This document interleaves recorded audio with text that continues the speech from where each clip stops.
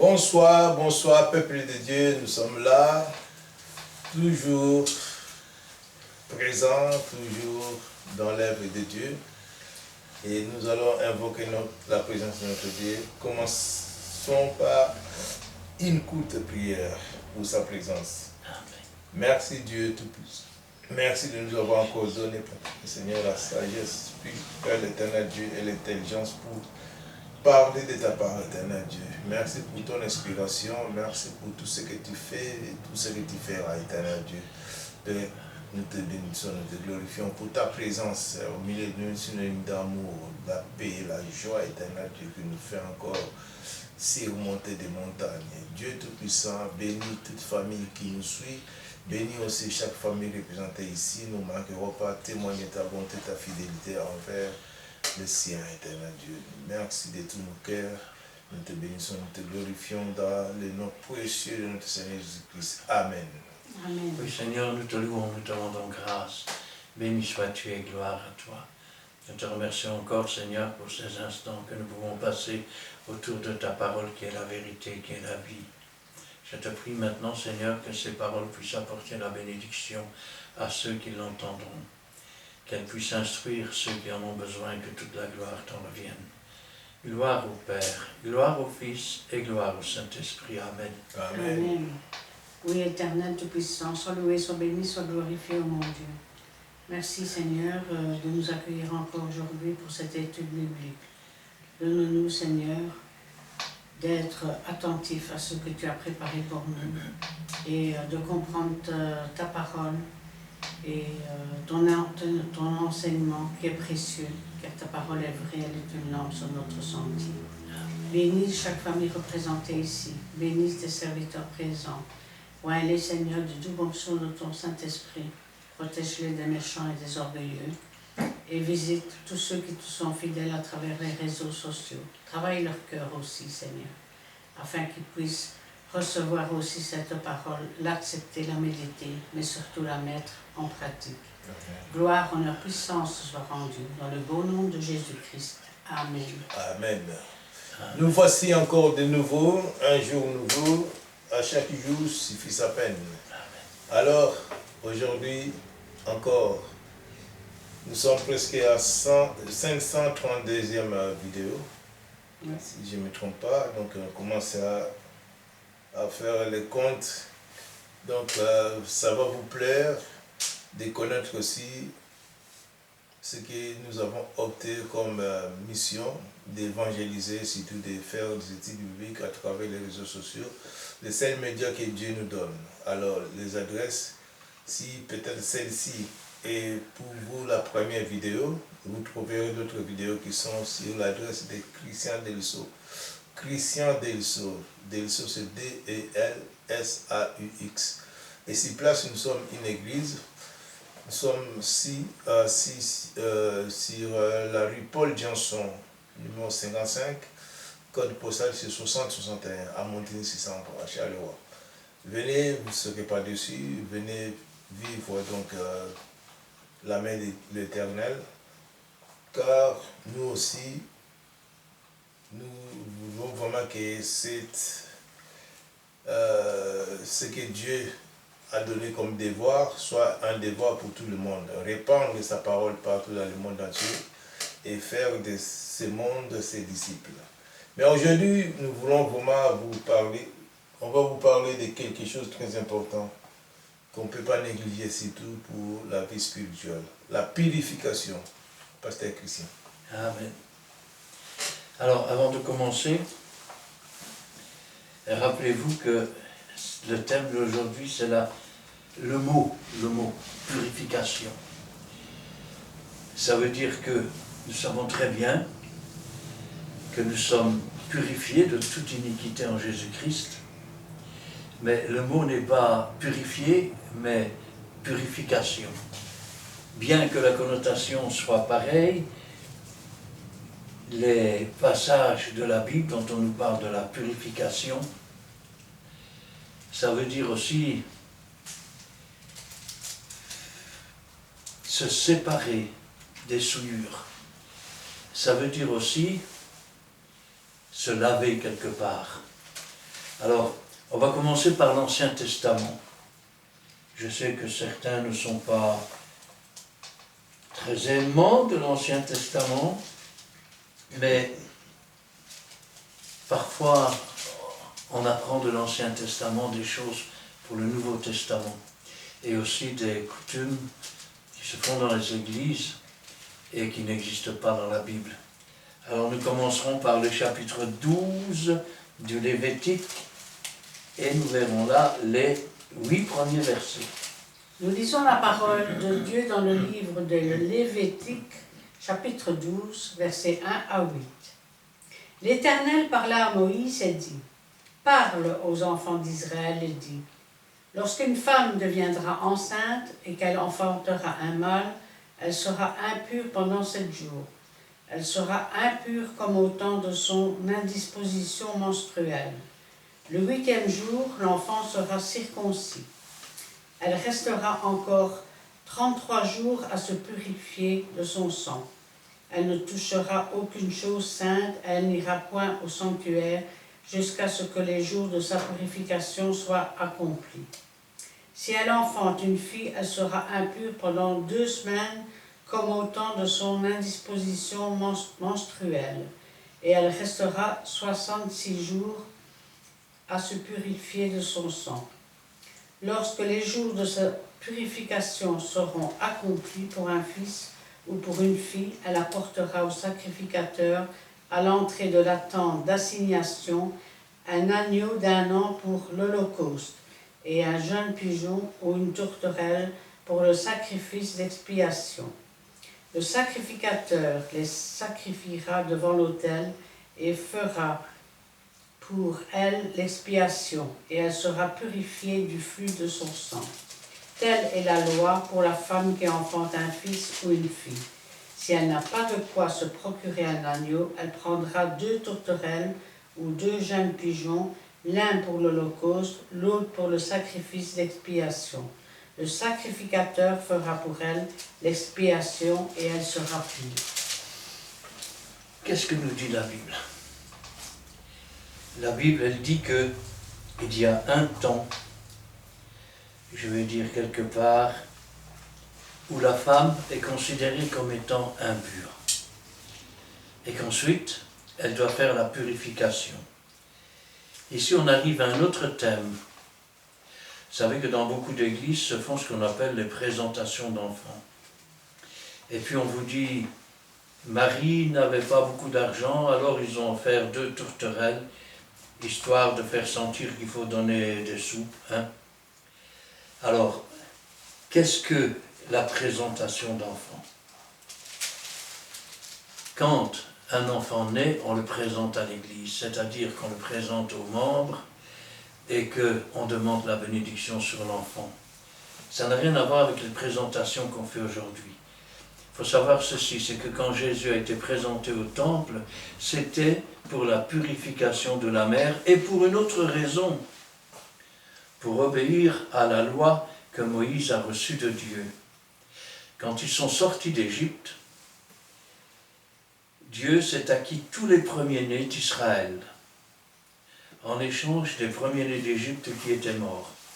C'est la raison pour laquelle, quand la purification de la mère arriva à sa fin, on présentait l'enfant premier-né et on le rachetait, si ma mémoire est bonne, pour la somme de 30 guéras. Ici, on nous parle de la purification de la mère. C'est-à-dire qu'il y avait un temps où elle était comme au temps de son indisposition. Il faut savoir que dans les synagogues et dans les temples, il y avait en bas les hommes. Il y avait sur les balcons, à droite et à gauche, les femmes. Et les femmes qui étaient indisposées étaient dans la cour avec les enfants.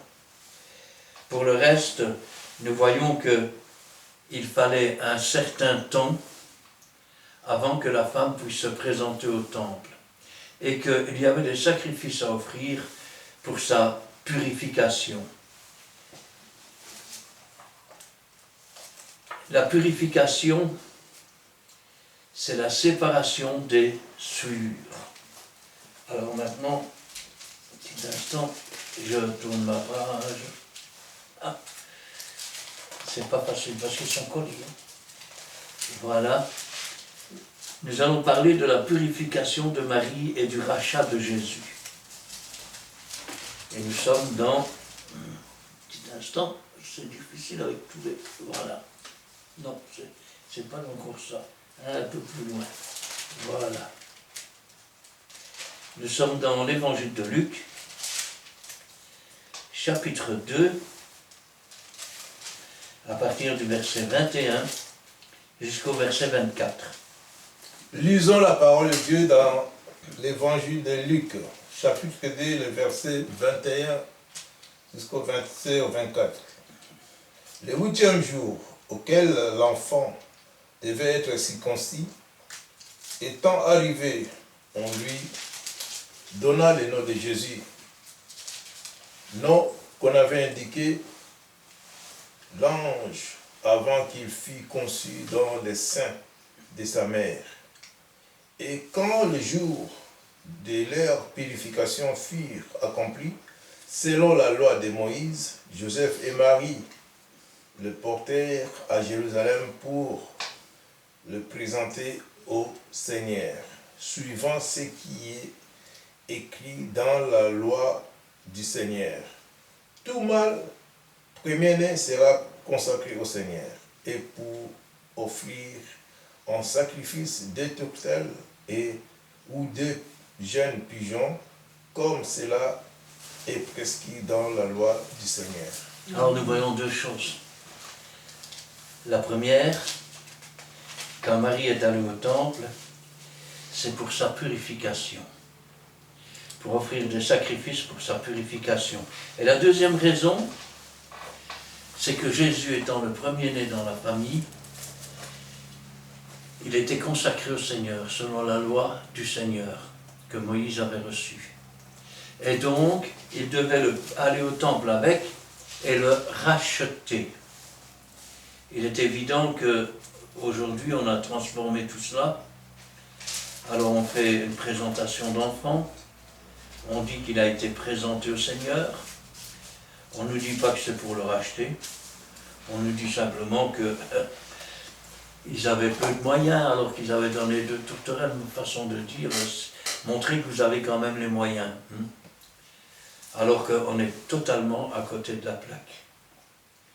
Il est vrai aussi qu'au 8e jour, l'enfant était circoncis. Mais rappelez-vous que c'est l'ancienne alliance et qu'on n'obtient pas le salut parce qu'on est circoncis. Rappelez-vous toujours qu'Abraham n'était pas circoncis lorsqu'il trouva grâce aux yeux de Dieu. Maintenant, nous retournons dans l'Ancien Testament, livre de Lévitique, et là, nous sommes au verset 1, c'est long à lire. Hein. Chapitre 14. Quoi? Chapitre 14. Chapitre 14, oui, verset 1 à 32. Oui, 32. Nous lisons la parole de Dieu dans le livre du Lévitique, chapitre 14, versets 1 à 32. L'Éternel parla à Moïse et dit: Voici quelle sera la loi sur le lépreux pour le jour de sa purification. On l'amènera devant le sacrificateur. Le sacrificateur sortira du camp et il examinera le lépreux. Si le lépreux est guéri de la plaie, de la lèpre, le sacrificateur ordonnera que l'on prenne pour celui qui doit être purifié 2 oiseaux vivants et purs, du bois de cèdre, du cramoisi et de l'hysope. Le sacrificateur ordonnera qu'on égorge l'un des oiseaux sur un vase de terre, sur de l'eau vive.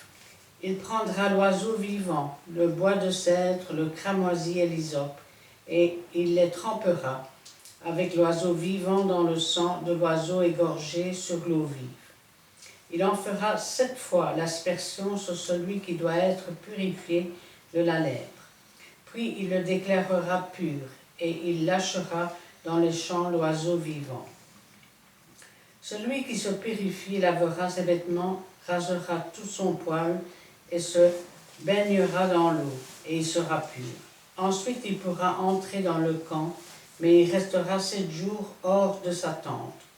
Le 7e jour, il rasera tout son poil, sa tête, sa barbe, ses sourcils, il rasera tout son poil. Il lavera ses vêtements et baignera son corps dans l'eau et il sera pur.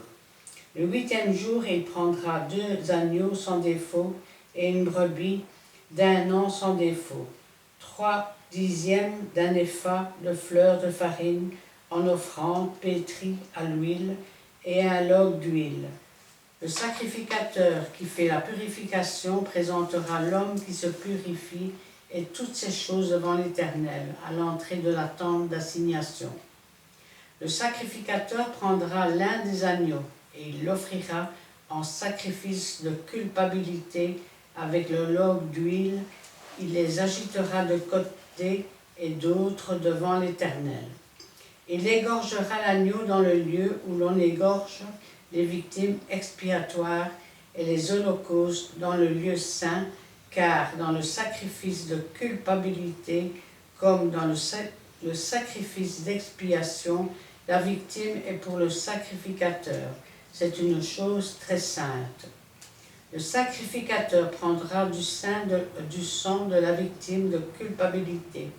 Il en mettra sur le lobe de l'oreille droite de celui qui se purifie, sur le pouce de sa main droite et sur le gros orteil de son pied droit. Le sacrificateur prendra du log d'huile et il la versera dans le creux de sa main gauche. Le sacrificateur trempera le doigt de sa main droite dans l'huile qui est dans le creux de sa main gauche, et il fera avec le doigt 7 fois l'aspersion de l'huile devant l'Éternel. Le sacrificateur mettra de l'huile qui lui reste dans la main sur le lobe de l'oreille droite de celui qui se purifie, sur le pouce de sa main droite et sur le gros orteil de son pied droit, par-dessus le sang de la victime de culpabilité. Le sacrificateur mettra ce qui lui reste d'huile dans la main sur la tête de celui qui se purifie, et le sacrificateur fera pour lui l'expiation devant l'Éternel. Puis le sacrificateur offrira le sacrifice d'expiation et il fera l'expiation pour celui qui se purifie de sa souillure. Ensuite, il égorgera l'holocauste. Le sacrificateur offrira sur l'autel l'holocauste et l'offrande. Il fera pour cet homme l'expiation et il sera pur. S'il est pauvre et que ses ressources sont insuffisantes, il prendra un seul agneau qui sera offert en sacrifice de culpabilité, après avoir été agité de côté et d'autre, et avec lequel on fera pour lui l'expiation. Il prendra un seul dixième de fleurs de farine pétrie à l'huile pour l'offrande et un log d'huile. Il prendra aussi 2 tourterelles ou 2 jeunes pigeons selon ses ressources, l'un pour le sacrifice d'expiation, l'autre pour l'holocauste. Le 8e jour, il apportera pour sa purification toutes ces choses au sacrificateur, à l'entrée de la tente d'assignation devant l'Éternel. Le sacrificateur prendra l'agneau pour le sacrifice de culpabilité et le log d'huile, et il les agitera de côté et d'autre devant l'Éternel. Il égorgera l'agneau du sacrifice de culpabilité. Le sacrificateur prendra du sang de la victime de culpabilité. Il en mettra sur le lobe de l'oreille droite de celui qui se purifie, sur le pouce de sa main droite et sur le gros orteil de son pied droit. Le sacrificateur versera de l'huile dans le creux de sa main gauche. Le sacrificateur fera avec le doigt de sa main droite 7 fois l'aspersion de l'huile qui est dans sa main gauche devant l'Éternel. Le sacrificateur mettra de l'huile qui est dans sa main sur le lobe de l'oreille droite de celui qui se purifie, sur le pouce de sa main droite et sur le gros orteil de son pied droit, à la place où il a mis du sang de la victime de culpabilité. Le sacrificateur mettra ce qui lui reste d'huile dans la main sur la tête de celui qui se purifie, afin de faire pour lui l'expiation devant l'Éternel. Puis il offrira l'une des tourterelles ou l'un des jeunes pigeons qu'il a pu se procurer, l'un en sacrifice d'expiation, l'autre en holocauste avec l'offrande, et le sacrificateur fera pour celui qui se purifie l'expiation devant l'Éternel.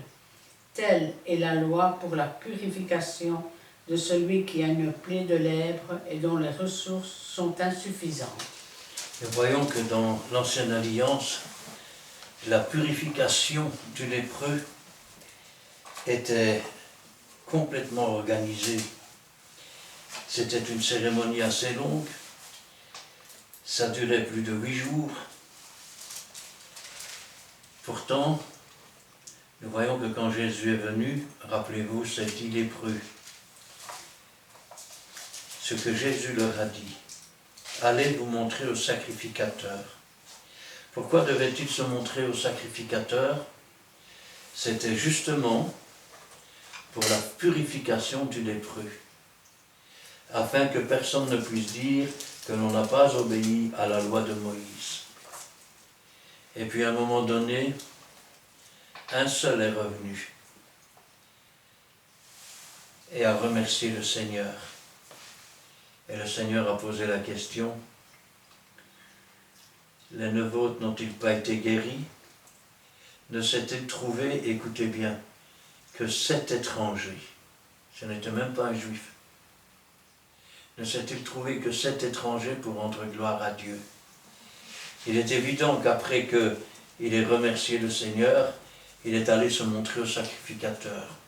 Et tout ce que nous venons de lire, ce sont des choses qui ont été faites pour leur purification. Nous arrivons maintenant au chapitre 19 des Nombres. Petit instant.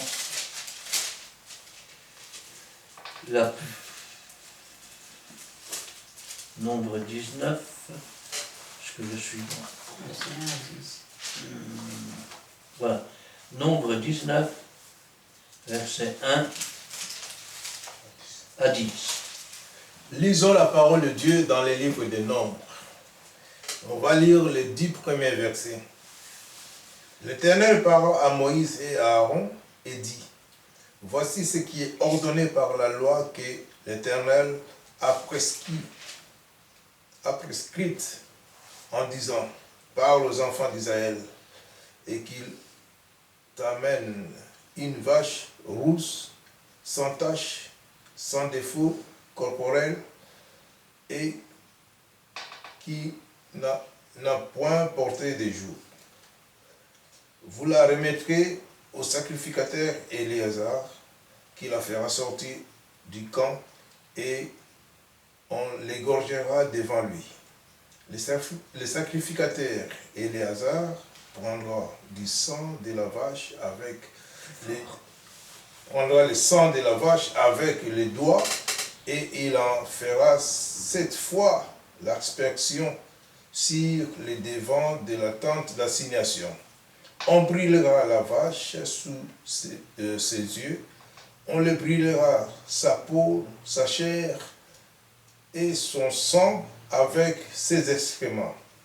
Le sacrificateur prendra du bois, des cèdres, de l'hysope et du ramoisi, et il jettera du milieu de flammes qui consumeront la vache. Le sacrificateur lavera ses vêtements et lavera son corps dans l'eau. Puis il rentrera dans les champs et sera impur jusqu'au soir. Celui qui aura brûlé la vache lavera ses vêtements dans l'eau et lavera son corps dans l'eau et il sera impur jusqu'au soir.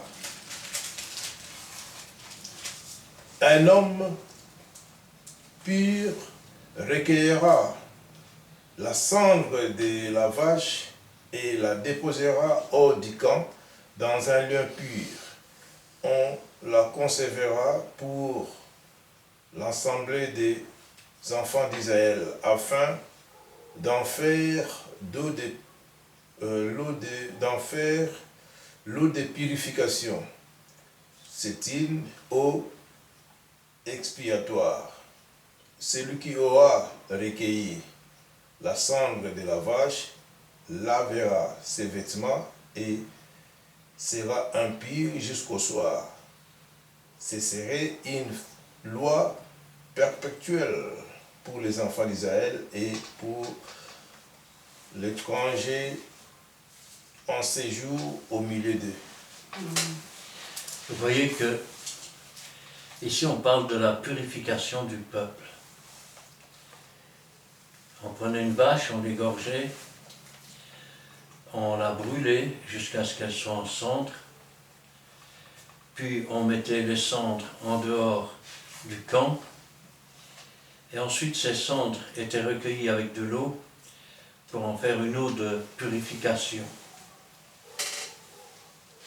Il est évident que ces méthodes ne concernaient qu'Israël et qu'aujourd'hui la purification se fait dans la repentance et dans l'acceptation du sacrifice de Jésus.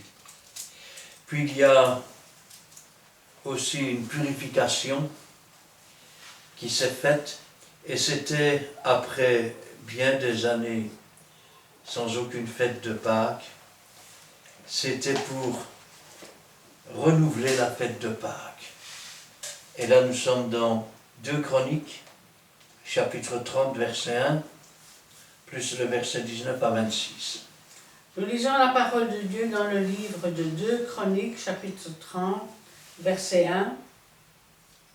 Ézéchias envoya des messagers dans tout Israël et Juda, et il écrivit aussi des lettres à Éphraïm et Manassé, pour qu'ils viennent à la maison de l'Éternel à Jérusalem célébrer la Pâque en l'honneur de l'Éternel, le Dieu d'Israël.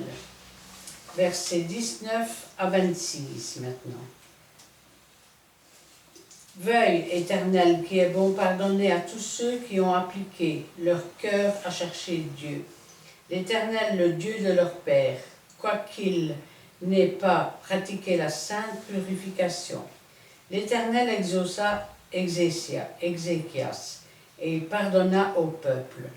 Ainsi, les enfants d'Israël qui se trouvèrent à Jérusalem célébrèrent la fête des pains sans levain pendant 7 jours avec une grande joie, et chaque jour les Lévites et les sacrificateurs louaient l'Éternel avec les instruments qui ralentissaient en son honneur. Ézéchias parla au cœur de tous les Lévites qui montraient une grande intelligence pour le service de l'Éternel. Ils mangèrent les victimes pendant 7 jours, offrant des sacrifices d'action de grâce et louant l'Éternel, le Dieu de leur père. Toute l'assemblée fut d'avis de célébrer 7 autres jours, et ils célébrèrent joyeusement ces 7 jours, car Ézéchias, roi de Juda, avait donné à l'assemblée 1000 taureaux et 7000 brebis, et les chefs lui donnèrent 1000 taureaux et 10 000 brebis, et des sacrificateurs en grand nombre s'étaient sanctifiés. Toute l'assemblée de Juda et les sacrificateurs et les Lévites et tout le peuple venu d'Israël et les étrangers venus du pays d'Israël ou établis en Juda se livrèrent à la joie. Il y eut à Jérusalem de grandes réjouissances, et depuis le temps de Salomon, fils de David, roi d'Israël, rien de semblable n'avait eu lieu dans Jérusalem. Nous voyons ici que le roi Ézéchias a rétabli la fête de la Pâque. Et malgré tout ce que nous avons lu sur la purification du peuple, regardez ce qui est marqué, verset 19. À tous ceux qui ont appliqué leur cœur à chercher Dieu, l'Éternel, le Dieu de leur père, quoiqu'ils n'aient pas pratiqué la sainte purification, quoiqu'ils n'aient pas égorgé une vache rousse, quoiqu'ils ne l'aient pas réduit en cendre, quoiqu'ils n'aient pas été purifiés par l'eau de purification, l'Éternel a exaucé Ézéchias et il a pardonné au peuple. Ce fut la première fois que l'on refit la Pâque et il y avait des milliers et des milliers d'animaux qui avaient été offerts pour la Pâque.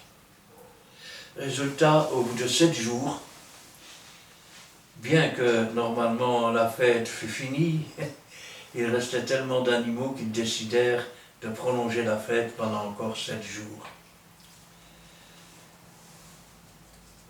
Puis il y a eu le rétablissement des revenus des sacrificateurs. Il faut dire que dans le temple, il y a eu de la triche, les sacrificateurs n'avaient même plus de rémunération, les offrandes étaient détournées jusqu'à ce que ce fût rétabli.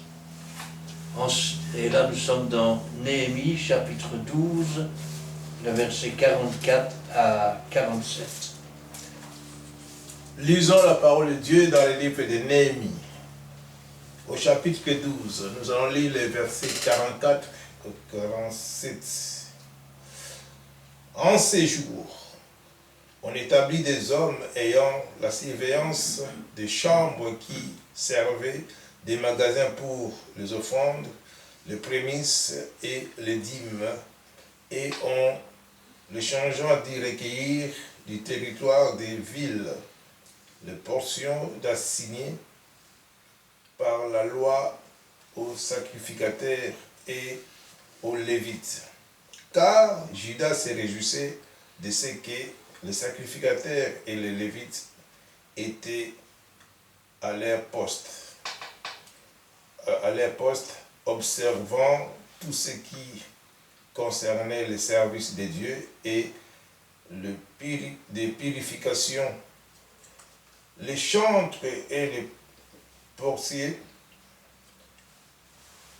remplissaient aussi leurs fonctions selon l'ordre de David et de Salomon son fils.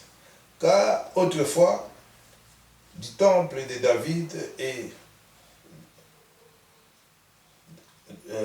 d'Asaph, il y avait les chefs des chantres et des chants de louanges et d'actions de grâce en l'honneur de Dieu. Tout Israël, au temps de Zorobabel et de Néhémie, donna les portions des chantres et des portiers jour pour jour. On donna aux Lévites les choses consacrées et aux Lévites donnèrent aux fils d'Aaron les choses consacrées. Amen. Nous voyons que c'est le rétablissement ici du paiement. Pourquoi? Parce que petit à petit, les gens malhonnêtes s'étaient introduits dans le temple. Il faut dire que le roi avait aussi abandonné Dieu. Et du coup, c'était la pagaille dans le temple. Au point que certains endroits qui étaient réservés aux magasins étaient loués à des personnages riches. Résultat, les sacrificateurs n'avaient plus de salaire ni rien du tout. Ils ont fini par quitter le temple. Et c'est le moment où ils furent rétablis dans leurs fonctions et où leur salaire fut à nouveau payé. Parlons maintenant de la purification des lépreux, ou du lépreux. Nous sommes dans Marc, chapitre 1, versets 40 à 45. Nous lisons la parole de Dieu dans l'évangile de Marc, chapitre 1, versets 40 à 45. Un lépreux vint à lui, et se jetant à genoux, il lui dit d'un ton suppliant, « Si tu le veux, tu peux me rendre pur. » Jésus, ému de compassion, étendit la main, le toucha et dit, « Je le veux, sois pur. » Aussitôt la lèpre le quitta et il fut purifié. Jésus le renvoya sur le champ avec de sévères recommandations et lui dit, « Garde-toi de rien dire à personne, mais va te montrer au sacrificateur et offre pour ta purification ce que Moïse a prescrit, afin que cela leur serve de témoignage. » Mais cet homme s'en étant allé se mit à publier hautement la chose et à la divulguer de sorte que Jésus ne pouvait plus entrer publiquement dans une ville. Il se tenait dehors dans les lieux déserts et l'on venait à lui de toutes parts. Remarquons une chose. Nous l'avons vu avec les 10 lépreux et nous le voyons avec cet homme. Si tu le veux, tu peux me rendre pur. Jésus a été ému et lui a dit, je le veux, sois pur. Et à l'instant même, il a été purifié. Et qu'est-ce que Jésus lui dit? Va te montrer au sacrificateur et offre pour ta purification ce que Moïse a prescrit. Nous voyons ici que, en ce qui concerne certaines lois, elles ont été données à perpétuité pour le peuple d'Israël.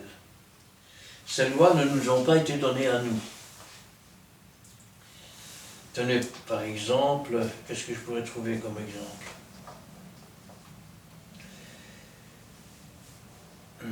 Je suis en train de réfléchir un petit peu. Oui. Prenons l'exemple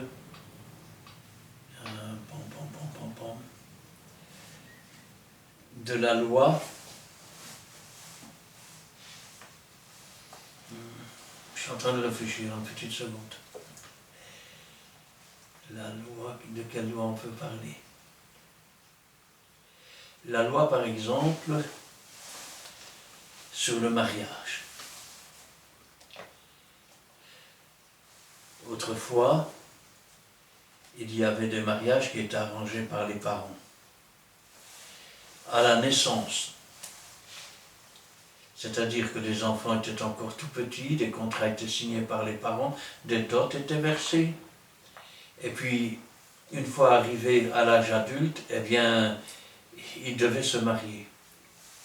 Et si le mariage était refusé, ils devaient rembourser la dot et parfois ça tournait bien mal. Il est évident que aujourd'hui, ces coutumes ont été enlevées.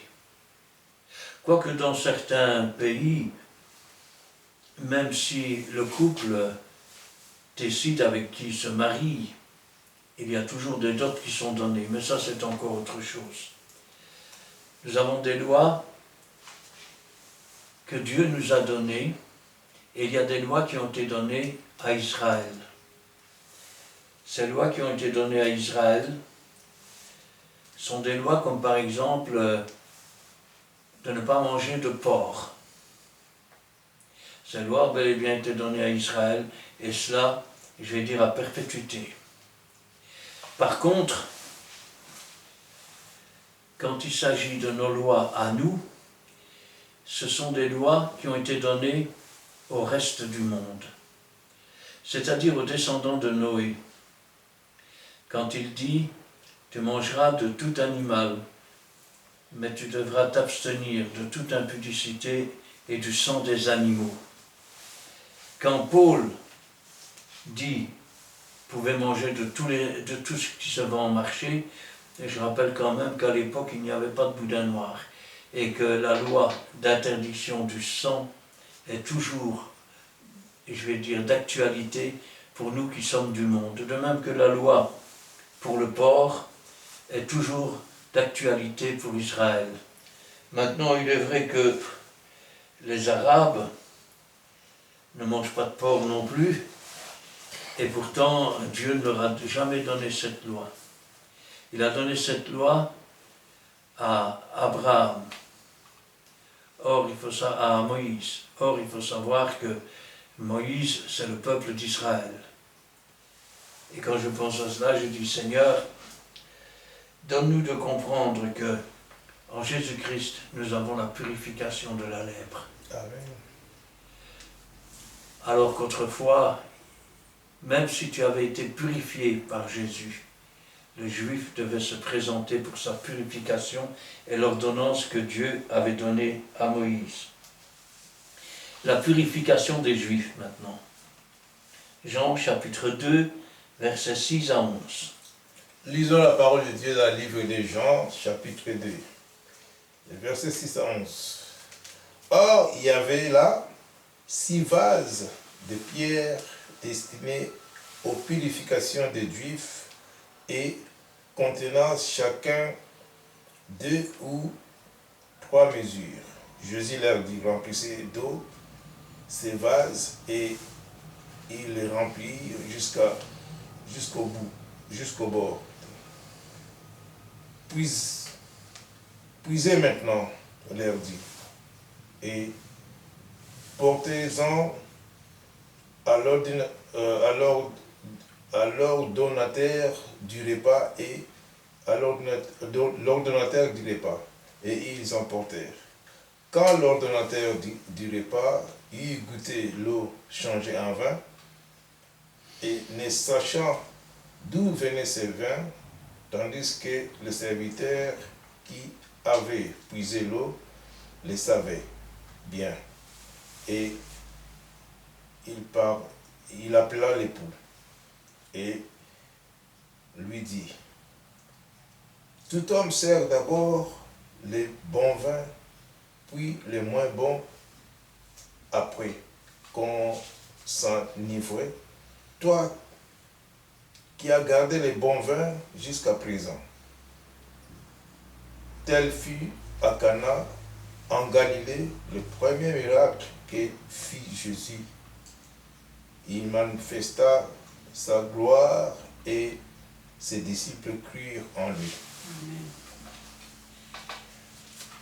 C'est à la fois une histoire vraie et c'est à la fois une parabole pour nous. Parce que nous étions autrefois des vases vides. Mais Dieu nous a transformés pour faire de nous des vases d'honneur. Nous voyons une chose, c'est que pour la noce, il manque du vin. Dans tout l'Ancien Testament, on nous dit qu'Abraham, Isaac, Jacob, Joseph, ils sont tous morts sans avoir obtenu. Et ils ne pouvaient pas obtenir. Parce que la mort de Jésus n'étant pas intervenue, le sang n'ayant pas été versé, les péchés ne pouvaient pas être effacés. Et le Saint-Esprit ne pouvait pas faire sa demeure. C'est pour cela que, quand on nous parle des vases, ici on nous dit que c'était destiné à la purification des Juifs. Nous vivons dans un vase. Dieu nous a donné cette forme, ce corps, pour la purification, pas pour se vautrer dans la boue.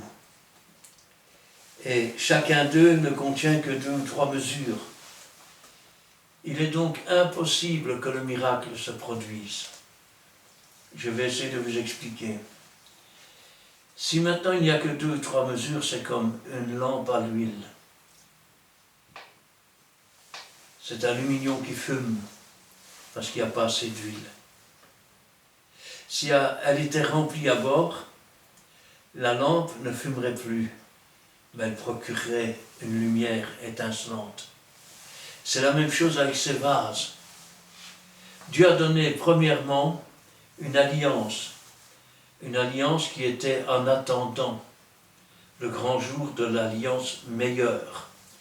De même, le vin premier était de mauvaise qualité, alors que le sang de Christ efface et purifie tout péché. Mais pour pouvoir apporter ce sang de Christ, il faut d'abord être rempli de torrents d'eau vive. Quand le vase est plein, alors on peut puiser. S'il n'y a que 2 ou 3 mesures, ta louche ne sera pas assez profonde et tu vas puiser du vent.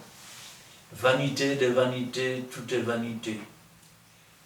Nous ne devons pas marcher comme battant l'air. Nous ne sommes pas des Don Quichotte. Celui qui vient à moi, des torrents d'eau vive couleront de son sein. Il parlait de l'esprit que devaient recevoir ceux qui croiraient en lui. Ce que Dieu nous a donné comme vase, c'est pour notre purification. Et si nous nous purifions et que nous sommes remplis du Saint-Esprit, alors ceux qui viennent puiser en nous, viennent en fait puiser le sang de Christ qui efface et purifie de tout péché, parce que c'est le Saint-Esprit qui convainc de péché, de justice et de jugement. Amen. Passons maintenant au texte suivant.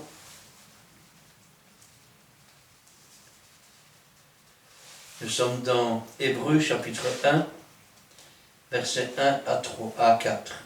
Nous lisons la parole de Dieu dans le livre aux Hébreux, chapitre 1, versets 1 à 4. Après avoir autrefois, à plusieurs reprises et de plusieurs manières, parlé à nos pères par les prophètes, Dieu, dans ces derniers temps, nous a parlé par le Fils qu'il a établi héritier de toutes choses, par lequel il a aussi créé le monde et qui étant le reflet de sa gloire et l'empreinte de sa personne, et soutenant toutes choses par sa parole puissante, a fait la purification des péchés et s'est assis à la droite de la majesté divine dans les lieux très hauts, devenu d'autant supérieur aux anges qu'il a hérité d'un nom plus excellent que le leur. La Bible nous dit, après avoir parlé de plusieurs manières par les prophètes, la purification des péchés a été faite par Jésus lui-même. Étant le reflet de sa gloire, de la gloire de Dieu, l'empreinte de sa personne, soutenant toutes choses par sa parole puissante, il a fait la purification des péchés. Sans effusion de sang, il n'y a pas de pardon. Et sans effusion de sang, il n'y a pas de purification. C'est la raison pour laquelle Jésus a effacé nos péchés, nos transgressions. Maintenant, il faut dire que parfois il y a des gens qui confondent ce qui n'est pas de la purification. Et là nous sommes dans 1 Pierre chapitre 3, versets 18 à 22. Lisons la parole de Dieu dans le livre de 1 Pierre, chapitre 3, les versets 18 à 22.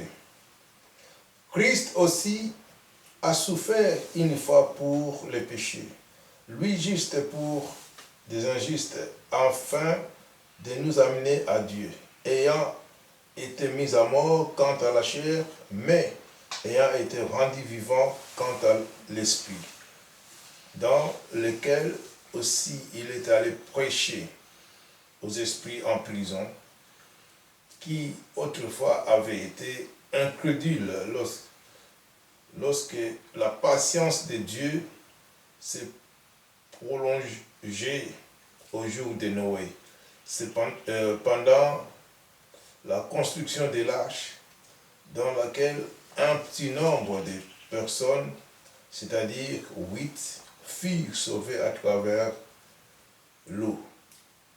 Cette eau était une figure de baptême qui n'est pas la purification des souillures du corps, mais l'engagement d'une bonne conscience envers Dieu, et qui maintenant nous sauve, nous, vous aussi, par la résurrection de Jésus-Christ, qui est à la droite de Dieu depuis qu'il est allé au ciel, et que les anges, les autorités et les puissances lui ont été soumis. Il nous rappelle dans ce passage que au temps de Noé, des gens sont morts. Ils n'avaient pas cru à la parole de Dieu. Il nous rappelle aussi que tous les anciens sont morts sans avoir obtenu, mais que lui est allé en esprit prêcher l'évangile, afin de les convaincre de péché, de justice, de jugement, et de les emmener, tous ces captifs, sur les hauteurs. Mais quand il parle, je vais dire, de l'eau, il nous dit que c'était une figure du baptême. Parfois les gens pensent qu'ils prennent leur baptême d'eau pour purifier leur corps, ou pour se laver, on ne sait pas. Mais le baptême d'eau signifie plusieurs choses. La première, c'est un engagement de bonne conscience envers Dieu.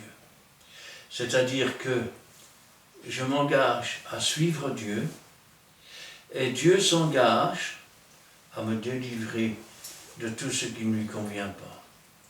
C'est aussi un témoignage par lequel nous mourons pour le monde et nous ressuscitons en nouveauté de vie pour Jésus.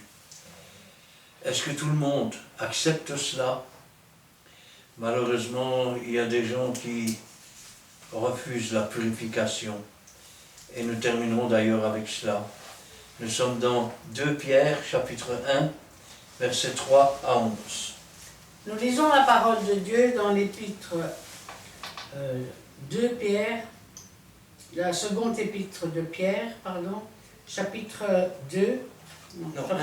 1, versets 3 à 11.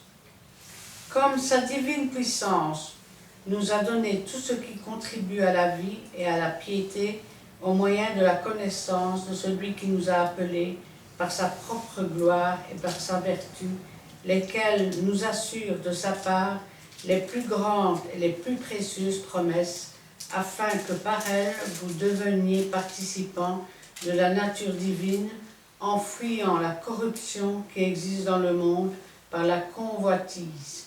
À cause de cela même, faites tous vos efforts pour joindre à votre foi la vertu, à la vertu la science, à la science la tempérance, à la tempérance la patience, à la patience la piété, à la piété l'amour fraternel, à l'amour fraternel la charité. Car si ces choses sont en vous, et y sont avec abondance, elles ne vous laisseront point oisifs ni stériles pour la connaissance de notre Seigneur Jésus-Christ. Mais celui en qui ces choses ne sont point est aveugle, il ne voit pas de loin, et il a mis en oubli la purification de ses anciens péchés. C'est pourquoi, frères, appliquez-vous d'autant plus à affermir votre vocation et votre élection, car en faisant cela, vous ne broncherez jamais. C'est ainsi, en effet, que l'entrée dans le royaume éternel de notre Seigneur et Sauveur Jésus-Christ vous sera pleinement accordée. Il nous dit que beaucoup ont augmenté leur connaissance, leur science, leur vertu, de par la soumission à la fois au Seigneur et à sa parole et à son esprit. Mais que malheureusement, il y a des gens en qui ces choses ne sont point. Même s'ils se disent chrétiens, ils sont aveugles, ils ne voient pas de loin. Pourquoi? Parce qu'ils ont mis en oubli la purification. Purification des anciens péchés. Vous savez comment on appelle ça dans la Bible? Il y a un autre mot. Si vous ne marchez pas de sanctification en sanctification, vous ne verrez pas Dieu. Si vous ne marchez pas, je vais dire, de purification en purification, vous ne verrez pas Dieu. Mais pour ceux qui marchent en purification, c'est ainsi en effet que l'entrée dans le royaume de l'Éternel, notre Seigneur et Sauveur Jésus-Christ, vous sera pleinement accordée. Car il n'y a aucune condamnation pour ceux qui sont en Jésus-Christ. Purifions-nous, que nous puissions appeler ça sanctification, nous pouvons l'appeler purification, et qu'ainsi le moment venu, nous soyons trouvés comme le Seigneur le veut, et que nous puissions entrer dans son royaume. Qu'il puisse nous dire: viens, bon et fidèle serviteur, viens, bonne et fidèle servante. Et toi, si tu es juif, sache que Dieu a donné la circoncision. C'est vrai. C'est une alliance avec tous les descendants d'Abraham. Et c'est à perpétuité, c'est vrai aussi. Mais laisse-moi te dire que Abraham n'était pas circoncis lorsqu'il plut à Dieu. De même, ta circoncision sans Jésus ne sert de rien. elle ne sert de rien. Et je vais aller plus loin. Jésus, sans ta circoncision, ce qui veut dire aussi que tu te retires du peuple juif et que donc tu entres dans le peuple du monde qui a accepté Jésus. Amen. Amen. Nous voici arrivés quasiment à la fin et vraiment soyez vraiment sans gêne de poser des questions et vos questions vont nous faire aussi avancer pour avoir des titres pour les autres études bibliques. Et vraiment, nous voulons vous faire encore un petit bonus en chantant cette chanson. 3, 4. Je n'ai que Jésus pour me relever. Je n'ai que Jésus pour me guérir. Je n'ai que Jésus comme espérance de sa puissance. Il me remplit. Je n'ai que Jésus. Je n'ai que lui pour me diriger, pour me garder. Et dans mes luttes, il me soutient. Je n'ai que Jésus, je n'ai que lui. Amen. Amen. Amen. Voici, on vous fait des petits bonus pour vous encourager de liker, pour vous encourager de nous suivre. Il y a aussi une bonne chorale. Donc, les adresses sont là. C'est YouTube. Si vous voulez nous contacter sur YouTube, une seule adresse, Christian Delso. Et vous serez le bienvenu. Delso, c'est D-E-L-S-A-U-X. Et sur place, venez, nous sommes une église. La Fraternité évangélique des Pentecôtes, Péniel. Nous sommes à Charleroi, à Montigny-sur-Sambre. Venez sur la rue Paul Johnson, numéro 55, vous ne serez pas dessus. On vous attend, on va vous recevoir comme il se doit dans le Seigneur. Abonnez-vous, ne vous gênez pas. Abonnez-vous, likez et posez des questions pour l'avancement de notre royaume, pour la bonne nouvelle de Jésus-Christ. Nous avons terminé par une prière, clôturons aussi cette style par une toute prière éternelle. Merci Seigneur, les temps que nous avons passés en toi, pour toi et avec toi, éternel Dieu, nous a, Père Saint, réconforté, éternel Dieu. Nous sommes très ravis, Père Saint, d'avoir que toi, Père Saint, sur nos chemins, parce que tu es le chemin, la vie et la vérité. C'est toi, éternel Dieu. Nous voulons, Père Saint, que cette parole, cette étude, Père Saint, Seigneur, puisse impacter aussi un grand nombre, Père Saint, Seigneur, de ce que tu as appelé. Merci de tous nos cœurs. Bénis aussi notre chemin de retour. Bénis toute personne qui s'associera à nous. Bénis aussi celui qui va faire que cette vidéo soit propagée. Nous bénissons ton Saint, Père. Bénis aussi, Père Seigneur, chaque famille représentée ici. C'est pour cela, Père Saint, nous ne manquerons pas à avoir un témoignage de ta part, éternel Dieu, car nous sommes que, Père Seigneur, tes ouvrages, éternel Dieu. C'est pour cela, éternel Dieu, soutiens toute parole, Père Saint, par ta puissance. Merci d'avoir, Père Seigneur, aussi soutenu, Père Seigneur, aussi béni toute personne, Père Saint, qui s'attachera à nous. Nous voulons partager cette bénédiction avec Père Saint le sien. Gloire au Père, au Fils et au Saint-Esprit. Amen. Amen. Oui, Seigneur, nous te louons, nous te rendons grâce. Béni sois-tu et gloire à toi. Ta parole, c'est la vérité, c'est la vie. Elle nous montre des choses, Seigneur, qui parfois nous échappent. Elle nous apprend de nouvelles choses, Seigneur, parce qu'elle est celle qui nous conduit à celui qui est seul, qui peut nous sauver, nous délivrer. faire de nous des enfants de Dieu et devenir des co-héritiers avec Jésus-Christ, Fils de Dieu. Que cette parole, Seigneur, ne retourne pas à toi sans avoir fait ta volonté, sans avoir donné du pain à celui qui mange et de la semence à celui qui sème.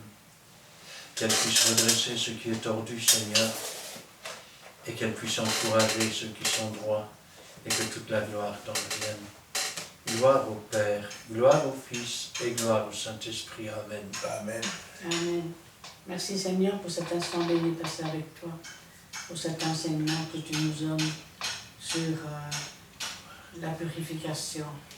Merci Seigneur, car tu nous donnes, Seigneur, la révélation de tes paroles par ton Saint-Esprit qui nous conduit dans toute la vérité.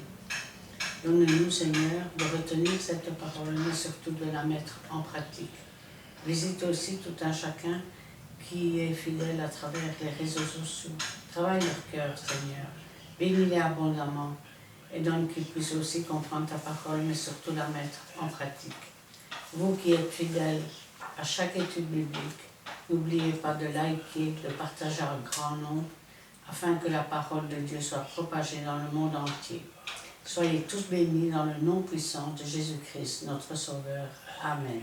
Amen. Donc nous voici, on vous laisse le temps de visualiser toutes ces vidéos. Et quant à nous aujourd'hui, on vous dit bye bye.